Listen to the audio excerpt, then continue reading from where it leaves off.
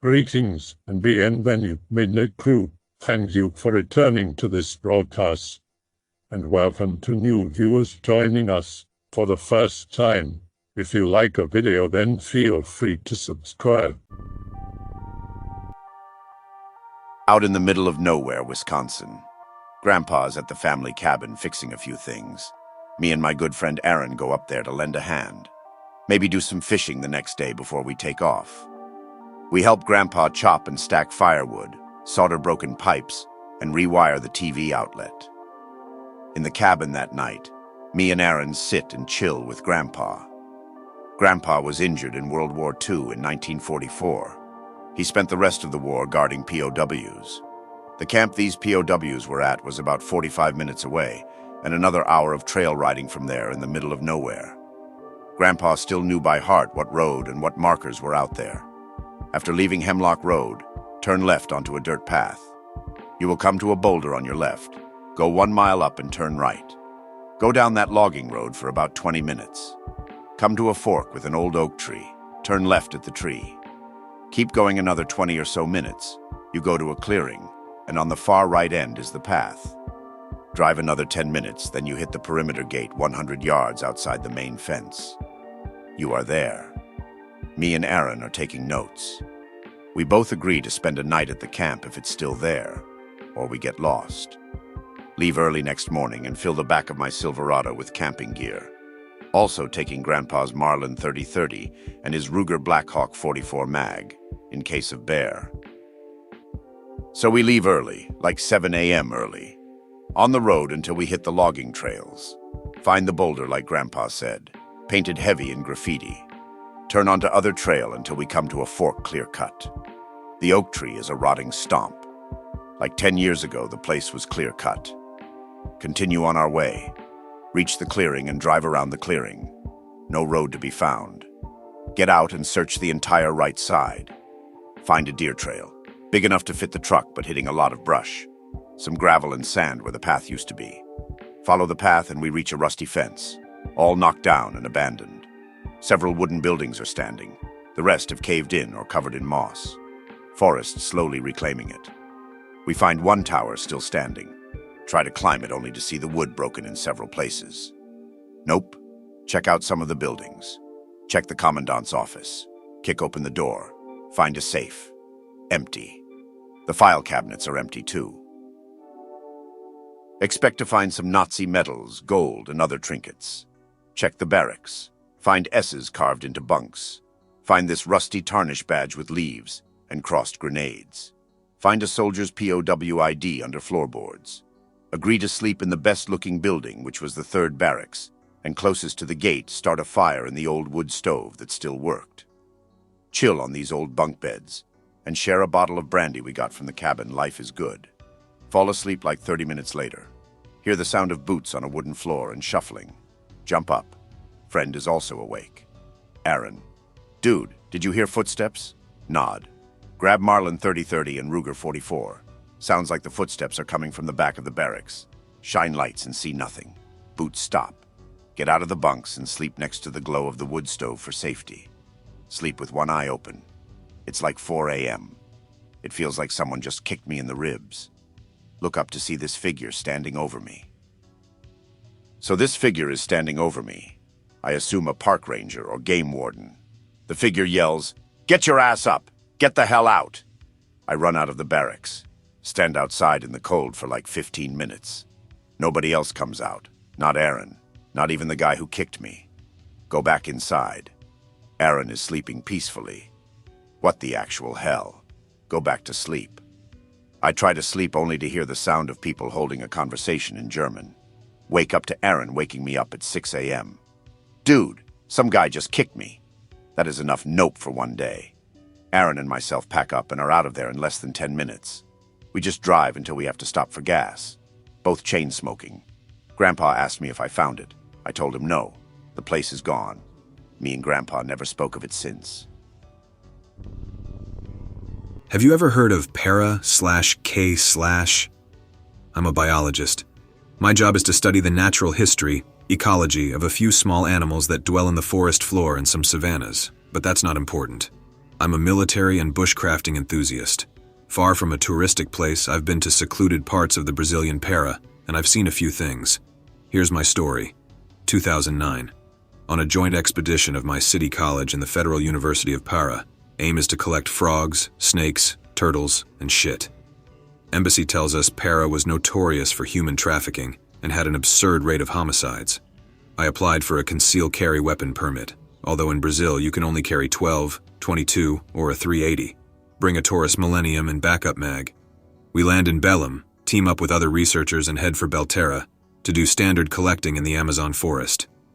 2 weeks passes, we head for Amapa, arrive at a place of a hard-to-remember name, if I recall correctly, Tucumumaque. I don't feel like writing the rest. Too much backstory for a small event. Either way, we went to Amapa, got close to the Suriname border, and shit starts to go south, 7 p.m. It's dark, get in our boots and head for a stream to collect frogs.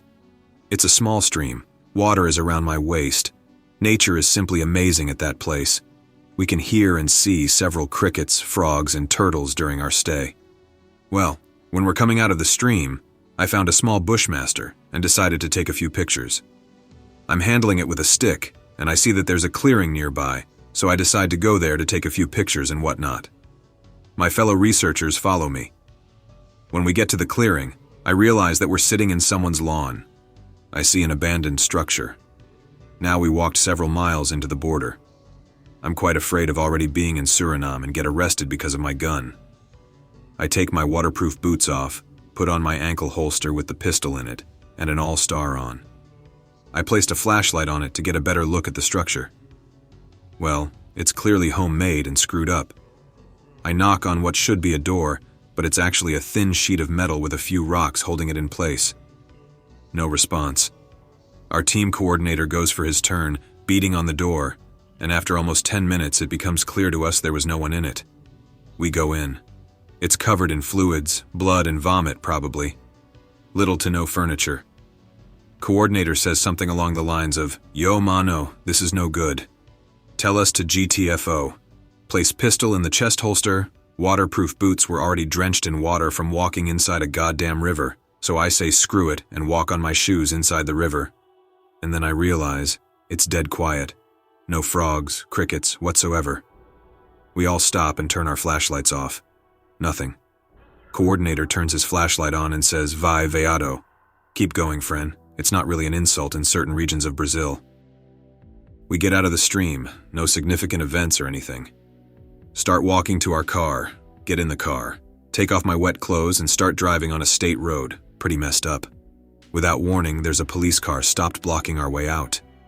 Promptly, a Brazilian policeman with a rifle pointed at the car demands us to get out of the vehicle. We all get out with our hands up.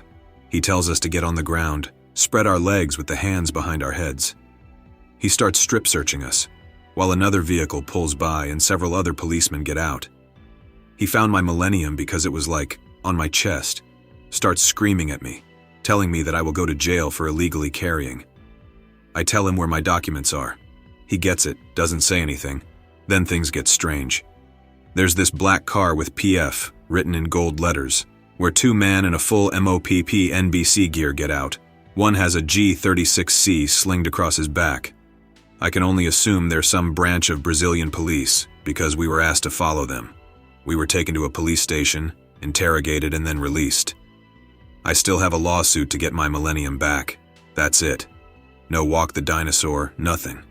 Pretty strange.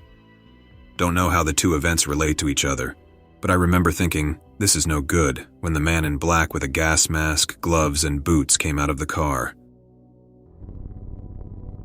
A little background to start. I work as a topographer tracker for a local group in Colorado and Wyoming.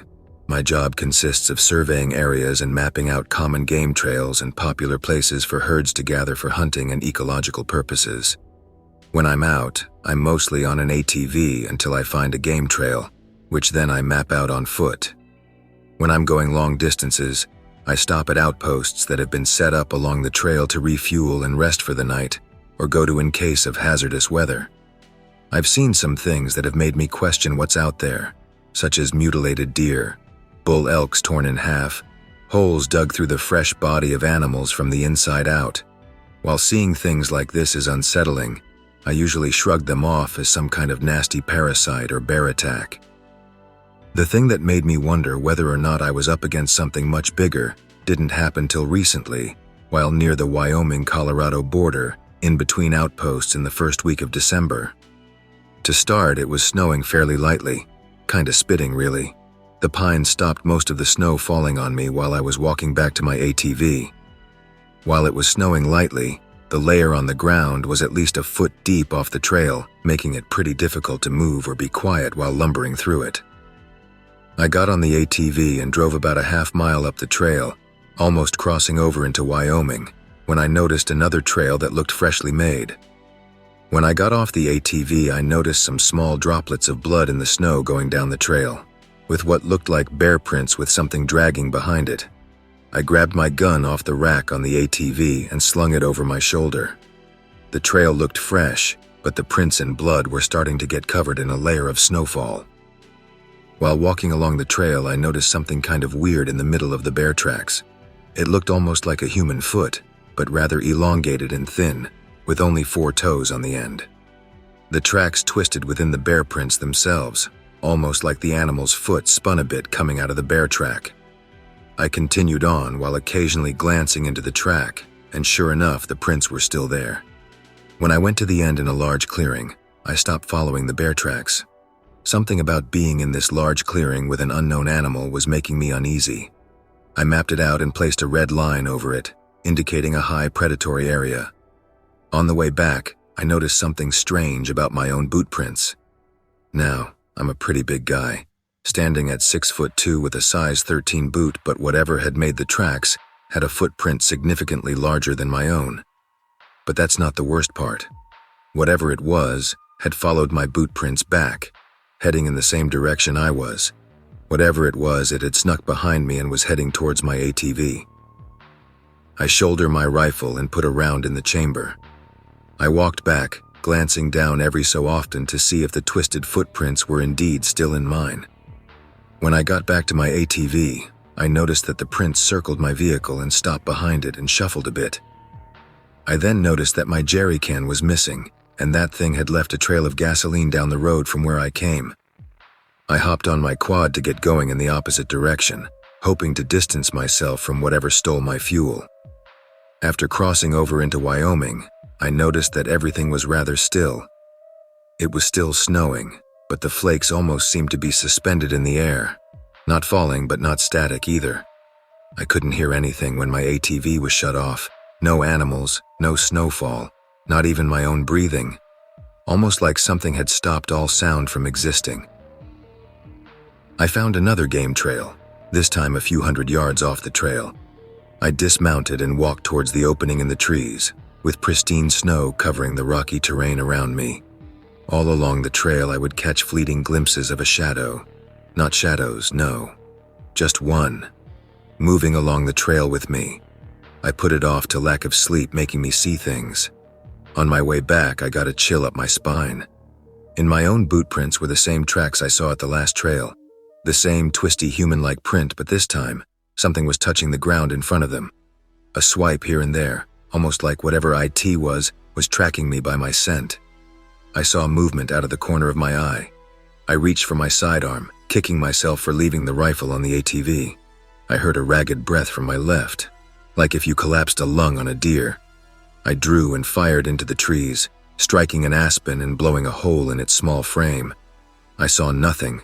No movement, no snowfall, no animal. I started getting the same feeling I was getting from the clearing and ran back to my quad. Whatever had been following me beat me there. I followed the tracks around my ATV like last time and stopped to see what it took next. It took my rifle. My rifle. A large rifle that would require something very large to carry it off in its mouth, or something with hands and the strength to carry it. I looked a little closer at the prints and found something I had missed every time. Inside the footprints, right where the twist ended, I noticed 4 very long appendages peeking through the twisted snow. It looked like a monkey foot, but longer and more hand-like, but not quiet enough to be human. I mounted and hit the throttle, spinning out a bit until I got traction, and went shooting down the road. I was too low on fuel to go back to a main road where I could get help, and was forced to go to my next outpost. When I arrived, the small cabin hut-like structure looked so comforting and protective I almost cried. It had fuel for the quad, a safe place for me to sleep, and a radio for help. The sun was setting and I was firing up the stove after starting the generator when my radio crackled and came to life. I jumped when I heard the static hiss. I ran over to the radio and requested an evac or an extra team for a safe escort. When asked why, I lied and said I was being hunted by a bear and lost my rifle on the trail. The voice on the other end scoffed but obliged. My team would be there by morning. When I hung up the radio and started to get comfy and safe, I heard a loud thump hit my door. I froze in my bed, not knowing what to do. I finally got up after debating whether or not just hide. I'm no coward, I thought. I grabbed my sidearm and walked towards the door. I peeked out the small window to see if someone or something was out there. All I saw was darkness. Stupidly, I opened the door and shouted, "If you don't leave, I'm going to kill you. You took one of my guns, but I still have the other." No response.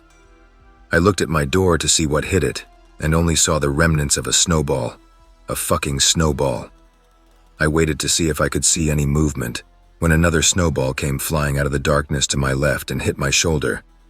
"You better run or I'm going to kill you," I yelled, as I slammed the door shut and ran out to confront whatever threw the snowball. I ran towards where the ball came from, watching for prints or signs of movement. I saw something in the darkness that looked like a man had fallen and was scrambling on the ground to get up, making that raspy breathing noise. I stopped and aimed, but saw that whatever was in front of me had continued to run on all fours at an alarming speed, faster than I could run. I froze when I saw the black silhouette dart off into the darkness, not sure what to do. After listening and hearing nothing, no breathing, no running, I headed back to my hut. Once I got to the clearing my hut was in, I stopped, relieved I had made it out of the woods alive. I took a deep breath and calmed myself down, and started walking towards my cabin, illuminated by the lone porch light on the deck. I looked down, trying to follow my tracks back to conserve energy, and nearly vomited. The twisted footprints were in my tracks, heading towards the cabin. I saw the trail heading back towards my cabin, each twisted footprint slamming down into my own until it got to my porch. Amidst all the snow dragged on by the thing was my rifle and jerry can, placed neatly on the porch, leaning against the wall. The door was ask and jarred open a bit. I could have sworn I saw the leg of the thing dart in as soon as I looked at it. I wish I could say I bursted in there and shot the thing dead, but I was too frozen with fear to do anything but stand there. I wish I could say I was brave and fought the good fight, but I didn't. I crumpled onto the ground, cradling my knees until sunup. I had spent 6 hours in the darkness, waiting for whatever that thing was to come out and finish me. But it never happened. My crew found me covered in snow with my gun drawn and pointed at my cabin. They questioned me and searched the cabin. All of my food was eaten. My bed was torn up and made into a makeshift nest thing like a dog would sleep in, and the radio was destroyed, but no sign of whatever was hunting me. I got a little story to tell when I went Innawoods in the Black Hills. Be me at 22. Decide to drive off into the hills and camp out in the woods in the summer to blow off steam. Bring along my MK4 Lee Enfield and my grandpa's .38 revolver because mountain lions. Pack a weekend's worth of food and water as well as all the other necessary things. Maps, flashlight, ammo, etc. Head out Friday morning. After about 4 hours of driving around, I finally found a relatively good spot near a dead end around a mile or two west of Beretta Road, if you know where I'm talking about. Leave the truck locked and hike maybe a kilometer further south. Unpack, pitch tent, play clarinet in the woods like a massive dork, end up doing some light exploring. Notice some tracks, deer and what looked like coyote prints. Realize night's coming soon and prep accordingly. Make fire, etc. At this point, the sky is orange and the hills start doing their eerie shit. For people who don't know, there's a reason it's called the Black Hills. Some time passes, mostly spent keeping warm and reading. Put out the fire and I'm about to go to bed when this buck bursts out of the woods, seemingly from nowhere, into my clearing. The trees are too close for it to get its antlers through. It bashes them against the clearing in deranged desperation. I'm bolted upright with my lee-shouldered aiming at it through the tent. It just drops dead on the spot. Nothing touched it at all, just sort of fell limp with a pathetic whimper. I'm thoroughly spooked because I've never seen anything other than a human having a heart attack. Hear what sounds like distant yelping and suddenly a horrible scream as if something was being eaten alive. Intense spookage.jpg. This isn't common at all, and I'm genuinely scared for my safety. Eventually drift to sleep after 3 hours of nothing. Wake up around daybreak. Smell this horrible smell, as in rotting meat. Figure it's the buck and realize I was an idiot for not dragging it out of my camp. Make for the tent exit. Unzip. Its bare skull is at the step with its body parts torn to bits, chunks of meat with tufts of hair scattered about. Its guts lined the perimeter to my clearing, its organs neatly in a pile on top of my fireplace. At this point, I'm trying not to throw up when I notice probably the most frightening aspect of the entire display. The ground was smooth as a baby's butt, like evened out, no footprints or anything. Totally flat. Completely overtaken with fear and revolt, I threw up what felt like a week's worth of food and curled up like a baby crying for half the day. Decide to finally just move out and go home. Pack up and start hiking back to my truck when I notice something off in the distance. Another ring of guts in another clearing away off from my little path. Look around frantically, noticing more and more. There have never ever been reports of this shit happening here. Decide to camp out in the truck on Saturday night to see what happens, since I'm more curious than disgusted now. Nightfall. Try to keep from dozing. Hearing more yelping in the night. Another horrendous scream. Catch some Z's and check out everything on Sunday morning. Go back to my former campsite to find it picked clean with the undisturbed dirt but no buck getting chills. I hike uphill a bit. Find nothing. Go back to the site. Place reeked of copper. Not believing the whole skinwalker shit I investigated but found nothing. Decide I'm done with it all. Go back to my truck. Take off back home. The Fish and Wildlife Service told me they found mauled animals around the area I camped at, not eaten. Just mauled. I found a mauled deer in a clearing just west of my house. Does anyone know if the Ohio grassman's supposed territory reaches up to Camp Falling Rock? Because I have a story about it. Anyways, here's the story. Be me about 8 years ago. In Boy Scouts on a camping trip in a falling rock. Day 1. Get to the campsite with no real incidents, kind of weirded out the whole time because I never saw any wildlife. The troop leader is a grizzled Vietnam vet. He seemed on edge more so than usual. Spend the day setting up camp and playing. That night, sitting around the fire talking about typical teenager shit. People start to drop out to sleep. Just me, the leader, and another kid. The leader and I are talking about hunting. Other kid gets bored and wanders off to his tent. The troop leader is in the middle of a story about his latest hunt. Goes quiet. Asks if anything seems off. The woods are silent. That silence that is so quiet you can almost hear your heartbeat. All of a sudden, there's a loud smack, and the kid that left screams and runs back to the fire, says a rock just tore through his tent. "Ooh, what, mate?" We go over, and sure enough, there's a hole in the tent and a rock is sitting in his tent. The troop leader has the kid tent with me for the night and says we'll move to a different site tomorrow. We go to sleep, and the night is uneventful, except for sporadic moments of silence. Day 2. We pack up and head to a different campsite. The troop leader asks if anyone wants to go Innawoods and do some wilderness survival. I say sure, and so does another kid. We head Innawoods and he showed us how to build shelters. I built my shelter and we started a fire. Around 22 o'clock, the leader and kid head to their shelters. I volunteer to watch the fire until it dies down. Sitting there when I get a feeling of dread, like I'm being watched. Start scanning the woods. I see a pair of eyes about 10 feet off the ground. I don't remember there being an embankment there. I realize there isn't. This thing unleashes a god-awful howl that actually hurts to hear. I scream bloody murder. The leader comes charging out and grabs me, and we nope back to camp. I refuse to go there anymore, but yeah, not horribly scary, and I still go Innawoods. But the incident has resulted in my mistrust of the woods. Shit, might as well toss my story in. Be me, living in Asheville. House sitting for mother in Fairview. Her house is in the middle of nowhere, halfway up a mountain. Internet spotty, phones shit, even landlines. Have 2 cats in a house. Neighbor 1 has goats and chickens. And a rooster that won't shut up at 6 a.m. until about 12 p.m. Neighbor 2 has an old dog. Anyway, about 2 months ago, house sitting. Have sawed off 12 gauge and a new to me LC9S, currently doing a complete cleaning and oiling of LC9S. Have gotten to the point where I can assemble it in about 10 minutes at a calm pace with the booklet in front of me. About 11 p.m., oiling the pistol in the downstairs living room, hear a tap at the door.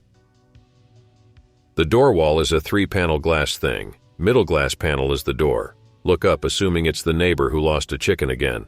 Nope. .jpg. White skin, long nails, black eyes, sharp teeth, short strands of hair. Proportions all wrong for a human. We stare at each other for 5 seconds. It taps again on the window. Nope. .jpg.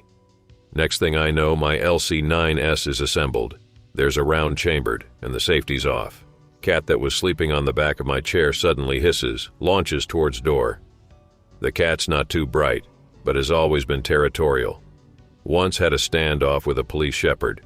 I ducked to avoid having my scalp ripped off by the cat.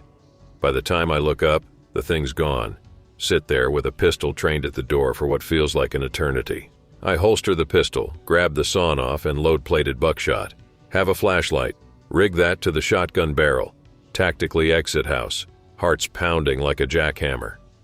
The instant I open the door, the smell of blood hits me. I gag and then I hear it. Driveway stone, not asphalt. Can hear it around the upper part of the driveway. Creep to the corner of the house, peer around. It's there at the kitchen window trying to look inside. About 20 feet away. 12 gauge 00 buck out of a 18.5 barrel with no choke. 20-inch spread at 30 feet, give or take. Brace shotgun. Attempt to get good bead on the thing with my heart still going faster than a rabbit. Small corner of brain notices that there's no animal noises that aren't from the thing. No dog, insect, etc. Breathe, squeeze, close my eyes at the last second 'cause low all night. Boom! That shotgun's loud. Not as loud as the monster. It roars like a lion challenging a rival. Turns towards me. Nope. .jpg. Drop shotgun, pull pistol. Starts loping towards me, arms swinging by its sides. 7+1 rounds of JHP in the gun. 7 rounds of FMJ in the second mag. Run through all 15 rounds. The thing isn't even slowed. Oh hell no. .jpg. Grab shotgun. Sprint back down the small hill into the lower living room. Slap every single light on the way. Grab a shot shell box and a 9mm box. Flip the couch, move it into the corner. Get behind it, load the shotgun, reload the pistol and spare mag, and never sleep. Spend the rest of the night behind that couch. 11 a.m. rolls around, I decide to check out the damage to the property. First stop, outside the downstairs door. Nothing on the stones, but there's something in the small garden plot. A footprint, but not a human footprint. Looked like a cross between an ape and a raptor. Next stop, the corner of the house. Found, 1 shot shell fired. 17 9mm brass fired. Okay, cool. Let's walk towards the front door. By some miracle, none of the pellets hit the house. Not found. Any blood pools or splotches. Okay, so I must have missed in my panic. Let's check behind the house for the obvious missing bullets. Behind the house is a big old stone wall, no mortar. Total of 3 impact marks, 3 misses, out of 17 9mm and however many 00 buck pellets. Only 3 confirmed misses. Never fucking exit the house. That's base if they're following the usual rules. Make sure all the doors and windows are locked, and if you really feel the need, line of salt on the sills and door frames. Considering refined salts really weren't a thing, sea or kosher salt would be the best. I was operating under the assumption it was one of the moonshiners that live around here, and I mistook it for something else. Speaking of which, why the hell aren't they attacked all the time? Neighbor strolls in around 2 p.m., asks me if I heard anything around 12 last night. Yeah, it was just a bear who got too nosy. Really? Where's the body? I missed. Anon, it wasn't no bear, was it? And it wasn't no human neither, right? How'd you know? Lucky guess you'll find a package waiting for you before sundown tonight on your doorstep. I suggest you use it. Sundown rolls around. Wooden box on doorstep. Open it up. Strange mixture. White ash mixed with salt. Coat every single bullet I had that night. I had a box of about 300 or so loose 9mm rounds. Slept in my bed for the rest of the week with the shades drawn, doors locked and barricaded, pistol under my pillow, and shotgun next to me. Neighbor never mentions it again to me or my mother. Flip-flop, zippity-zop, reverse spoopy story. I was the monster. Deputy sheriff working in a rural area. We've gotten complaints from a rec center mostly surrounded by woods. Kids skate in the parking lot at night, paint stuff, and leave trash. I go out there and sit in the parking lot in my car to work on reports and stuff. One night I pull my car behind a dumpster where it is pitch black. Gonna be there for a while and have a hefty report to work on. Turn off the car, roll down the windows, black out the lights, only the computer is glowing. After a while I heard voices, 4 kids with skateboards in the parking lot. I'm about to crank up the car to go run them off, but I think to myself they'll just be back again as soon as I drive away. Brilliant scheme.jpg. Close my computer screen, no lights at all, stealthy black Crown Vic is stealthy. Pick up my loudspeaker mic, carefully press the button. Speaker clicks. They don't seem to notice. Make soft grunting sound. One kid glances around, goes back to talking to Buddy. Make another sound, sort of an inhale groan, a little louder. Same kid looks over toward the dumpster, not seeing me in stealth mode, taps his buddy on the shoulder. Engage, Nazgul shriek. All kids whirl around in sheer panic, running like crazy, tripping over themselves and skateboards. Glorious terror. No more complaints from the rec center for almost a month afterward. I hope that you enjoyed tonight's broadcast. If you enjoyed tonight's story, then please subscribe to the channel as more Greentext will appear daily. A new broadcast will appear when the clock strikes midnight Central Time.